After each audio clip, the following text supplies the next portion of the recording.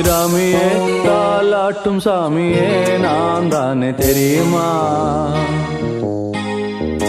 சிவகாமியே சிவனில் நீயும் பாதியே அதுவும் உனக்கு புரியுமா?